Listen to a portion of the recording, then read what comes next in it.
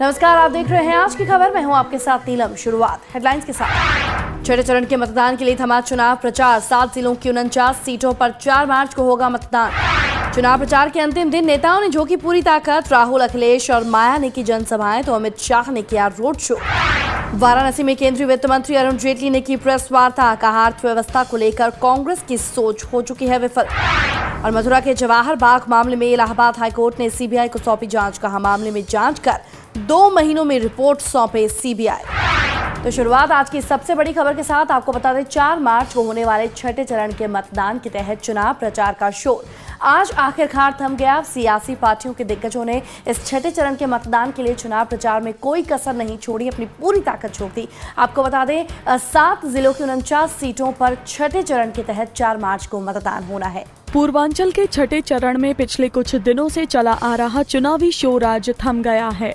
चुनाव प्रचार के अंतिम दिन सपा, बसपा, कांग्रेस और बीजेपी प्रत्याशियों ने जमकर चुनाव प्रचार किया। छठे चरण में 635 उम्मीदवार चुनाव मैदान में किस्मत आजमा रहे हैं, जिनकी किस्मत का फैसला 1,70,00,000 से ज्यादा मतदाता तय करेंगे। आपको बता दें कि छठे चरण में 7 जिलों की 49 सीटों पर 4 मार्च को वोट डाले जाएंगे। तो बाकी बचे 2 चरणों के मतदान के लिए आपको बता दें, सभी सियासी पार्टियों ने अपनी पूरी ताकत झोंकी है। अगर अकेले बीजेपी की बात करें तो अकेले बीजेपी ने 20 केंद्रीय मंत्रियों को इन 2 चरणों के मतदान के लिए प्रचार में लगा दिया है। इसके अलावा अखिलेश यादव, राहुल गांधी और मायावती ने भी अलग अलग जनसभाएं कर लोगों को लुभाने की भरपूर कोशिश की है। पूर्वांचल के 2 चरणों में होने वाले चुनाव के लिए सपा, बसपा, बीजेपी और कांग्रेस के दिग्गज नेताओं ने चुनाव जीतने के लिए अपनी ताकत लगा दी है। बीजेपी अध्यक्ष ने छठे चरण के प्रचार के आखिरी दिन गोरखपुर में रोड शो किया, तो वहीं माया, अखिलेश और राहुल ने चुनावी जनसभाएं संबोधित की। ये प्रधानमंत्री जी कहते हैं कि अखिलेश जी अपना कारनामा बता दें। हमने कहा कि बताओ, देश में जो आगरा लखनऊ एक्सप्रेसवे सड़क बनाई है और आने वाले समय में वही सड़क जो लखनऊ तक पहुंच गई है, वही सड़क अमेठी, सुल्तानपुर, आजमगढ़ होते हुए गाजीपुर, बलिया पहुंचने वाली है। अपने देश के बड़बोले प्रधानमंत्री श्री नरेंद्र मोदी का भी इस चुनाव में इनका पूर्ण बहुमत व बोनस लेने का भी सपना जरूर चकनाचूर करने वाले हैं। कुछ ही समय पहले मैंने उत्तर प्रदेश में 30 दिन की यात्रा निकाली। लाखों किसानों से मैं मिला। मेरा पहला सवाल होता था, भैया आप खुश हो? नहीं साहब, हम तो खुश नहीं हैं। आपको रास्ता दिखाई दे रहा है? बच्चों को आप कॉलेज में, स्कूल में डाल सकते हो? परिवार में कोई बीमार होता है, आप इलाज करा सकते हो? किसान कहता है नहीं। आप मुझे बताओ, 56 इंच की छाती ने हिंदुस्तान के किसानों के लिए पिछले 2.5 साल में क्या किया? तो चुनाव के बाद अब बात करते हैं वित्त मंत्री की। वित्त मंत्री अरुण जेटली वाराणसी में आज मौजूद थे, जहां पर उन्होंने आज एक प्रेस वार्ता को संबोधित किया। आपको बता दें, प्रेस वार्ता को संबोधित करते हुए उन्होंने सरकार का पक्ष रखा। इसी के साथ साथ डीयू में मचे घमासान पर भी अरुण जेटली ने अपनी बात कही। देखिए रिपोर्ट। केंद्रीय वित्त मंत्री अरुण जेटली ने प्रधानमंत्री नरेंद्र मोदी के संसदीय क्षेत्र वाराणसी में एक चुनावी प्रेस कॉन्फ्रेंस की। वित्त मंत्री ने प्रेस कॉन्फ्रेंस के दौरान नोटबंदी पर पूछे गए सवाल को लेकर कहा कि अर्थव्यवस्था को लेकर कांग्रेस की सोच विफल हो चुकी है और देश आगे बढ़ रहा है। वहीं डीयू विवाद पर उन्होंने कहा कि अगर राष्ट्रवाद पर बहस होती है तो हम हिस्सा जरूर लेंगे। कांग्रेस की राजनीति भी विफल हो चुकी है, कांग्रेस की अर्थव्यवस्था की कल्पना भी विफल हो चुकी है। ये तो उनको सपना था कि देश की अर्थव्यवस्था 2% गिरेगी, जिसकी उम्मीद लगाए कांग्रेस बैठी थी, वो विफल हो चुका है। भारतीय जनता पार्टी की इस देश के प्रति और लगाव के प्रति जो मूल विचारधारा है, उसमें कोई देश को तोड़ने की बात करता है तो निश्चित रूप से हमारी पार्टी का जो रवैया है, हम लोग उसको आगे रखेंगे।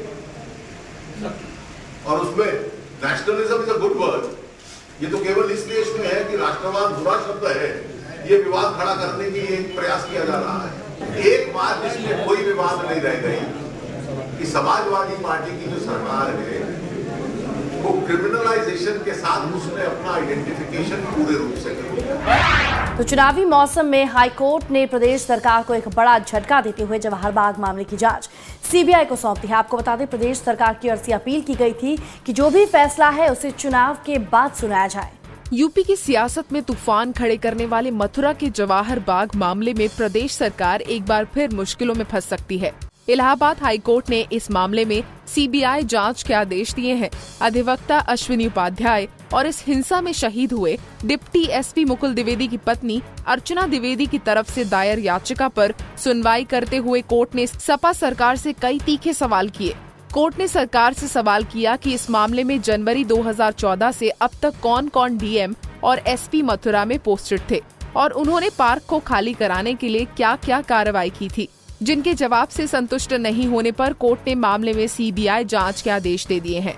आपको बता दें कि चीफ जस्टिस डीबी भोसले और जस्टिस यशवंत वर्मा की खंडपीठ ने याचिका पर सुनवाई करते हुए सीबीआई को ये आदेश भी जारी किया है कि इस मामले में जांच की रिपोर्ट 2 महीने में कोर्ट में जमा करें। तो आज की खबर में फिलहाल इतना ही, लेकिन जाते जाते आपको छोड़े जाते हैं गधे पर मचे घमासान के बीच। गधे पर गहन चिंतन, मेन मुद्दों से कैसे भटकी राजनीति, गधा कैसे बना चुनावी मुद्दा।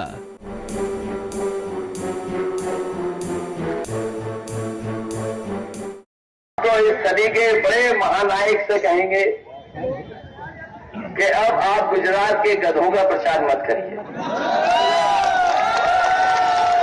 और वो चुनाव बगल में है, इलाहाबाद में बाद में बगल में है। और हम तो पत्रकार साथियों से कहेंगे, आपके टीवी पे भी चला होगा, हम इस सदी के सबसे बड़े महानायक से निवेदन करेंगे कि अब आप गुजरात के गधों का प्रचार मत करिए। और जिन्होंने ऐड देखा होगा वो जानते होंगे। बताओ, कहीं गधों का भी प्रचार होता है क्या? तो वहीं सीएम अखिलेश के बयान पर पीएम मोदी ने पलटवार करते हुए कहा कि गधा अपने मालिक का वफादार होता है और वे गधे से प्रेरणा लेते हैं। लेकिन अखिलेश जी, आपको पता नहीं है, गधा भी हमें प्रेरणा देता है। गधा भी हमें प्रेरणा देता है। अगर दिल दिमाग साफ हो तो प्रेरणा ले भी सकते हैं।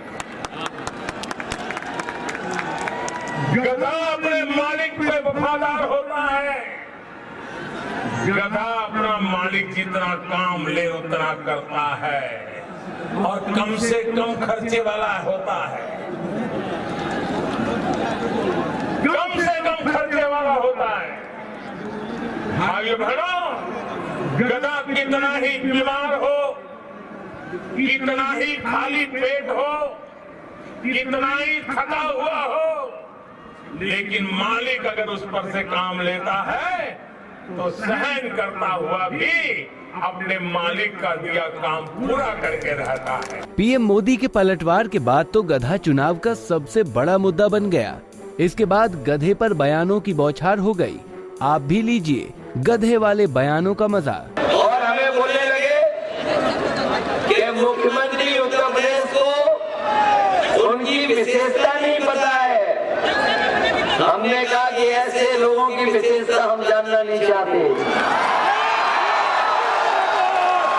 बताओ, कोई गधों की भी विशेषता जानना चाहेगा क्या? क्या कह रहा था? असल बात कहा थी गधों की। देखो, गधों को याद रखो। गधे को याद रखोगे तो जीवन का रास्ता मिलेगा। देश के बादशाह ने कहा है कि मैं गधों से प्रेरणा लेता हूं। हे अल्लाह, क्या होगा हिंदुस्तान का? मेरे मालिक बचा ले हिंदुस्तान को, जिसका बादशाह गधों से मशवरा लेता है। ये डिमोनेटाइजेशन हुआ। बादशाह, बताओ किस गधे के मशवरे से तुमने हमें लाइन में लगाया था, उसका पता चाहिए। अब वो समय आ गया है जब आप अखिलेश को कहो कि आप कुछ दिनों के लिए फिर पढ़ाई करो, आराम से, शांति से, ठीक से पढ़ो, चीजों को समझो कि गुजरात के गधे और बाकी के गधे में क्या अंतर होता है, इसकी ठीक से स्टडी करो। हमें गधों के बारे में जानना ही नहीं है और हम तो केवल काम की बात करना चाहते हैं, बस काम की बात। कि गधा माँ शीतला की सवारी है और आप गधे का, अखिलेश जी, आपके प्रचार रोकने से गधे का जो महत्व है वो कम नहीं होने वाला है। जब देश के प्रधानमंत्री प्रेरणा लेंगे गधे से तो बताओ मुद्दे कौन से आएंगे? प्रेरणा ली जाती है विद्वानों से, विचारकों से, महापुरुषों से, उनके विचारों से। हम मोदी जी प्रेरणा ले रहे हैं गधे से और उनके मंत्री चमचागिरी में कहते घूम रहे हैं, वो ढूंढ रहे हैं कि गधे की कौन कितनी बड़ी तारीफ कर ले जाए, क्योंकि जो जितनी ज्यादा गधे की तारीफ कर लेगा वो मोदी जी का खास मंत्री माना जाएगा। आपको बता दें कि देवताओं ने समुद्र मंथन किया था तो अमृत निकला था, जबकि नेताओं के मंथन से गधे की प्राप्ति हुई। आपको बता दें कि प्रदेश की राजनीति में गधे के अलावा शमशान, कब्रिस्तान, रमजान और दिवाली जैसे मुद्दे भी उछाले गए, जबकि इस सब के बीच विकास का मुद्दा गायब रहा। प्रदेश के चुनावों के 2 चरण अब भी बाकी हैं। अब देखने वाली बात ये होगी कि क्या इन चरणों में भी विकास मुद्दा बन पाता है या नहीं। Bureau report, Punjab Kesari TV. बाकी खबरों के लिए लॉग इन कीजिए up.punjabkesari.in पर और लाइक कीजिए हमारा Facebook page Punjab Kesari UP.